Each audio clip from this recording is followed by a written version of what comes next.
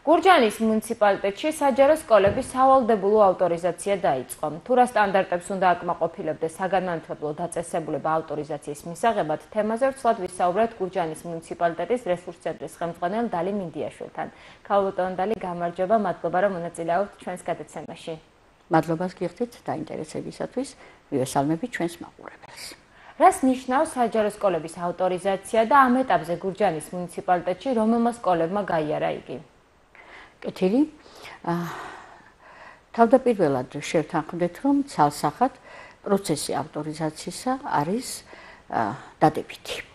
იმიტომ რომ ის უზრუნველყოფს განათლების მიწოდების ხარისხს და ასევე სწავლობს რამდენად შეესაბამება საგანმანათლებლო დაწესებულების მიერ განხორციელებული საგანმანათლებლო პროცესები იმ ინდიკატორებს, რაც გაწერილია და მოეთხოვება ყველა საგანმანათლებლო დაწესებულებას საჯარო სკოლას. დიახ. და რას ითვალისწინებს ეს? ითვალისწინებს სკოლის მთლიან სამუშაო პროცესს, როგორც სასწავლო მიმართულებით, ასევე მატერიალურ-ტექნიკური, ფინანსური და ადამიანური რესურსების თვალსაზრისით. დიახ. რომელმა სკოლებმა გაიარა ეს სტანდარტები და ამ ეტაპზე რომელი სკოლები შესაძლოა ვერ აკმაყოფილებდეს?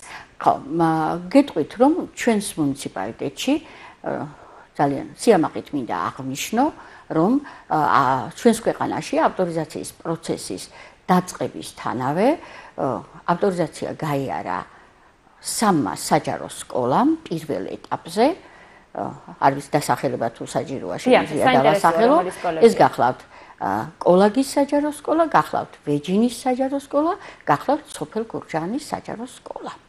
შემდეგ მეორე ეტაპზე უკვე 4 საჯარო სკოლამ გაიარა ავტორიზაცია, ეს გახლავთ კალაღურის საჯარო სკოლა, კარდენახის საჯარო სკოლა, მელაანისა და ზემოკაჭრეთის საჯარო სკოლები. ამ ეტაპზე დღის მდგომარეობით საავტორიზაციო პროცესში ჩართულია მუნიციპალიტეტის 5 სკოლა და თქვენ ალბათ აკვირდებით, მზარდია რიცხოვნობა იმ სკოლებისა, რომლებიც აი ამ პროცესს გადიან. ამ ეტაპზე საავტორიზაციო ვიზიტი განხორციელდა უკვე 2 საჯარო სკოლაში ჩვენს მუნიციპალიტეტში, მესამე საჯარო სკოლაში უკვე განსაზღვრულია განათლების ხარისხის განვითარების ეროვნული ცენტრის დირექტორის მიერ ვიზიტის დღეები და ვიცით ამის თაობაზე, როგორც წესია წინასწარ გვეცნობება ხოლმე და კიდევ 2 სკოლა არის ცნობილი მაძიებლად საავტორიზაციო განაცხადის წარდგენის შედეგად. თუ იყო შემთხვევა, რომ მაძიებელმა სკოლამ ვერ დააკმაყოფილა სტანდარტები და ვერ გაიარა ავტორიზაცია? საბედნიეროდ მინდა გითხრათ, რომ ამ მხრივ ჩვენ გურჯაანის მუნიციპალიტეტის საჯარო სკოლები მეტად შრომის მოყარენი აღმოჩნდით. იცით თქვენ ალბათ, რომ ავტორიზაციის საბჭოს გადაწყვეტილებით სკოლამ შეიძლება სრულად მიიღოს ავტორიზაცია, განსაზღვრივადით, დღის მდგომარეობით ეს 9 წელია, თუმცა შუალედებში მას დასვენებისა და ასე ვთქვათ, მხარცედოზე წამოწელის ფუფუნება არ აქვს, ყოველწლიურად მან თვითშეფასების კითხვარი უნდა შეავსოს და ნახოს რა იყო, როგორ იყო, რა გაუმჯობეს და თუ სადმე რაღაცა შეფერხებები აქვს. შემდეგი არის მეტწილად ცნობა ავტორიზაციის სტანდარტების დაკმაყოფილებისა, ან ნაწილობრივი ცნობა, ან უარის თქმა. ჩვენთან, ჩვენს მუნიციპალიტეტში ფაქტობრივად ძირითად სკოლებს მიღებული აქვს სრული ავტორიზაცია მონიტორინგის გარეშე და რამდენიმე სკოლა, რომელშიც მეტი წილი ცნობა მოხდა იმისა, რომ ისინი შეესაბამებიან დადგენილ სტანდარტებს, რაც არის ძალიან მაღალი მაჩვენებელი. რომელი სკოლებიც ვერ გაივლის ავტორიზაციას, რა ხდება შემდგომ? ხო, ნახეთ, ეს პირველადი ავტორიზაცია. პირველადი ავტორიზაცია არ გულისხმობს იმას, რომ სკოლას ეკარგება იმის შესაძლებლობა, რომ მან ხელახლა გააკეთოს განაცხადი. ეს ძალიან კარგი, ანუ სკოლას აძლევენ საშუალებას იმისას, კანონი აძლევს იმის საშუალებას, რომ დახვეწოს, გააუმჯობესოს ის ხარვეზები, რაც ქონდა, ის უარყოფითი შეფასებები გაიაზროს, ანალიზი გააკეთოს და შემდეგ ხელახლა გააკეთოს საავტორიზაციო განაცხადი და თუ კი სწორად გაიაზრებს საჯარო დაწესებულება, რა ხარვეზები ჰქონდა, სად ჰქონდა ჩავარდნები, სად უნდა გაუმჯობესდეს, მე ვფიქრობ, რომ ყველაც შეიძლება იყოს წარმატებული. აი როგორც თქვენ აღნიშნეთ, ეს ავტორიზაცია მრავალ კომპონენტს შეიცავს და უფრო დეტალურად რომ გითხრათ, რა დეტალებს ექცევა ხოლმე 4 სტანდარტია, ეს გახლავთ სკოლის ფილოსოფია, რაც გულისხმობს სკოლის მისიას, ღირებულებებს, ხედვას. ნახეთ, სკოლა თავის მუშაობას წარმართავს რაღაც განსაზღვრული მისიით, ხო? შეუძლებელია სკოლას არ ქონდეს გააზრებული, სად არის, საით მიდის და რას უნდა რომ მიაღწიოს. თუმცა ზოგ კომპანიასაც კი არ აქვს თავისი მისია, ამიტომ მკითხე ძალიან კარგია სკოლას ვფიქრობ ეს ჭირდება აუცილებლად და ძალიან მნიშვნელოვანია ისიც და ამას ყურადღებას აქცევენ საავტორიზაციო ჯგუფი ყოველთვის აქცევს ყურადღებას ვიზიტისას.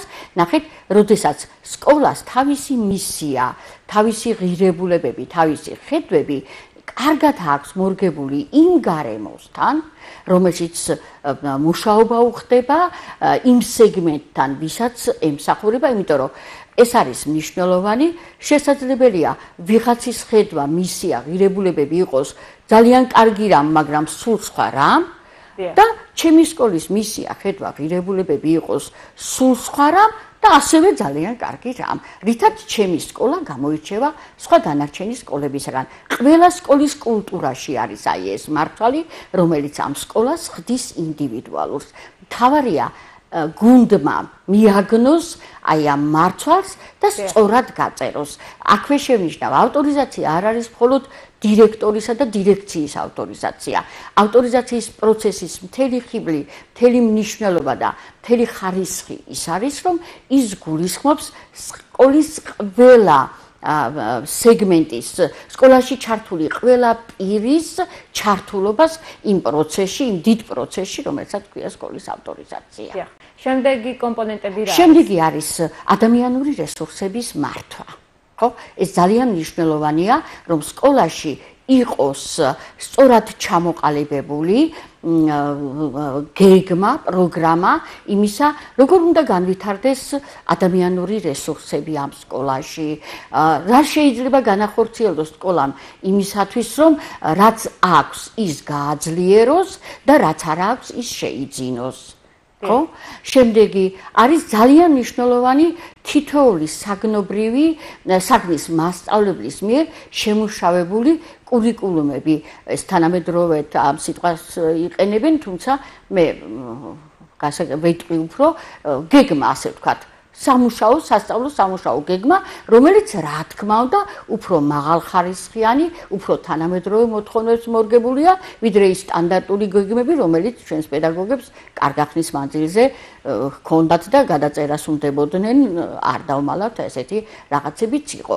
ანუ ესეც ძალიან მნიშვნელოვანია, რომ მასწავლებელს წინასწარ ჰქონდეს დაგეგმილი რა რესურსებით, რა თანმიმდევრობით აპირებს ის კონკრეტულ საგანში მუშაობას და რა შედეგზე ფიქრობს, რომ უნდა გავიდეს ამ სამუშაო პროცესში. ასევე ძალიან მნიშვნელოვანია ერთ-ერთი სტანდარტი გახლავთ სკოლის ფინანსები და მატერიალურ-ტექნიკური ბაზა. ესეც ძალიან მნიშვნელოვანი კომპონენტია ავტორიზაციის პროცესში. დიდი მადლობა, რომ მიიღეთ ჩვენს გადაცემაში მონაწილეობა, წარმატებას გისურვებთ.